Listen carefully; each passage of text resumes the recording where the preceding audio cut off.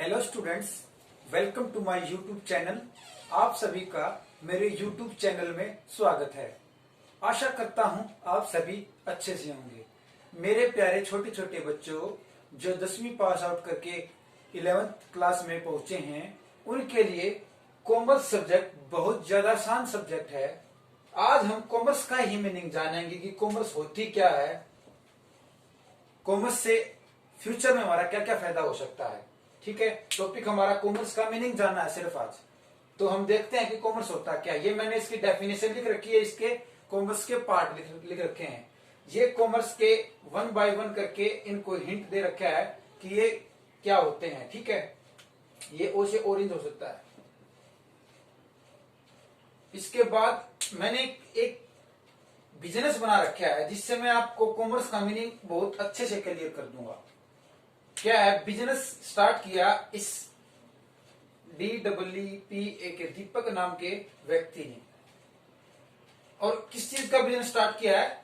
Shoes का, जूते का बिजनेस स्टार्ट किया। तो जूता उसके लिए गुड्स है। अगर जूता उसे बनाना तो उसके लिए मटेरियल चाहिएगा, उसे प्लेस चाहिएगा, या कि हवा में थोड़ी बनाएगा जूते, वो बनाएगा किसी जगह पर। उसे रिस्क भी है। अगर वो एक साइज के बहुत ज्यादा मात्रा के जूते बना देता है और वो साइज मार्केट में है ही नहीं पैर का, तो वो उसको रिस्क है। इसके बाद ट्रांसपोर्ट, शूज को एक स्थान से दूसरे स्थान तक भेजने के लिए ट्रांसपोर्ट की जरूरत है। फिर है मशीन से उसका डिजाइन देने के लिए या उस पर निशान करने के लिए मशीन की जरूरत है। कैपिटल, इन सारे काम को स्टार्ट करने के लिए उसे कैपिटल की जरूरत है। शूज का बिजनेस स्टार्ट करने के लिए प्रॉफिट, जाहिर सी बात है वो प्रॉफिट के लिए काम कर रहा है। पीपल, अब हो सकता है उसकी बड़ी फैक्ट्री और उसे लोगों की ज्यादा मात्रा में आवश्यकता हो तो आदमी भी उसको रिक्वायरमेंट है। एक्सचेंज का मतलब होता है अदला बदली। हो सकता है दीपक नाम का व्यक्ति अपने शूज का बिजनेस कर रहा है, हो सकता है वो किसी शूज को किसी व्यक्ति को देके या किसी और फैक्ट्री को देके उसके बदले कुछ और मटेरियल खरीद सकता है। वो उसको बोला जाता है एक्सचेंज। एक्सपोर्ट और इंपोर्ट, सेल, प्राइस, ये सारी बातें जो मैंने बताई हैं ये दीपक नाम के व्यक्ति ने अपने बिजनेस में की हैं। हो सकता है इससे ज्यादा और भी हो सकती हैं, डिजाइनिंग की, ड्रेसिंग की, बहुत सारी हो सकती हैं। लेकिन मैंने ये छोटी छोटी बातें जो लिखी है इनका मतलब मैंने समझाने के लिए इसलिए लिखा है क्योंकि ये बच्चा, हर एक बच्चा जानता है कि कोई काम स्टार्ट करेगा तो ये सारी चीजें उसको नीड है और इसी को ही बिजनेस स्टार्ट करना बोला जाता है। ठीक है, और जो ये सारी की सारी मैंने लिस्ट लिखी है, ये सारी की सारी है क्या? ये सारी की सारी एक्टिविटी है जो बिजनेस में दीपक नाम के व्यक्ति को करनी है। तो ये एक्टिविटी है। अब देखते हैं हमारा कॉमर्स का मीनिंग क्या है। सी से हमारा होता है कॉमोडिटीज, जो भी हमने वस्तु बनानी है। जैसे कि हमने क्या बनाए थे? शूज बनाने हैं।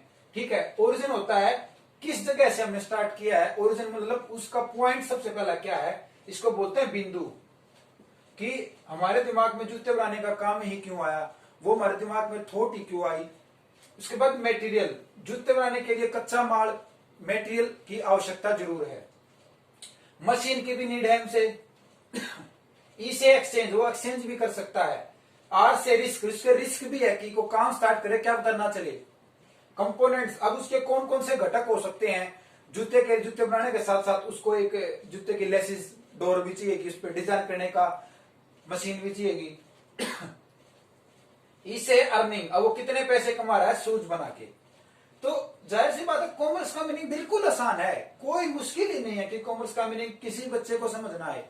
मतलब ऐसा काम जो हम स्टार्ट कर रहे हैं उसमें जितनी भी एक्टिविटी हो रही है उस सारे का टोटल करके जो हम किसी गुड्स को बनाते हैं और उसको हम बेचते हैं, उसके अंतर्गत उस गुड्स को बनाने में कौन कौन से रिस्क है, किस चीज प्लेस पे चाहिए है, कौन कौन सा फाइनेंस चाहिए है, ये सारी एक्टिविटी इसमें हमारी आती है बिजनेस के अंतर्गत।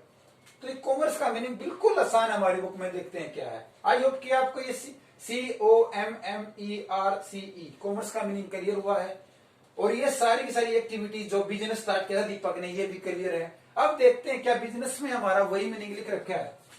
तो मीनिंग ऑफ कॉमर्स, वाणिज्य। वाणिज्य का अर्थ क्या है? कॉमर्स को क्या बोलते हैं हम? वाणिज्य। It refers to sum total of all these activities. क्या ये सारी की सारी एक्टिविटीज नहीं है? इन सभी की एक्टिविटियों का संयोग। Which are engage in the removal of hundreds of people, places, times, finance and information in exchange of community. आगा कम्युनिटी भी आगा कि वे सारी वस्तुएं जिनका आदान प्रदान समय, जोखिम, वित्त, सूचना, बाधाओं को दूर करने के लिए की जाती हैं, उनको क्या बोला जाता है? कॉमर्स।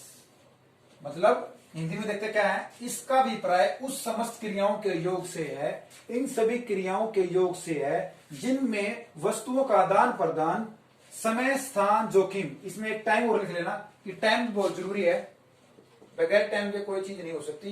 तो क्या है? आदान प्रदान, समय, जोखिम, वित्त, सूचना व बाधाओं को दूर करना ही कॉमर्स कहलाता है। अगर कोई बिजनेस स्टार्ट करा तो उसने ये सारी की सारी एक्टिविटियां को ध्यान में रखते हुए अपने बिजनेस को आगे बढ़ाना है और उस जोखिम को पार करना है। जितनी भी कठिनाई आएंगी उनको भी पीछे छोड़ देना है।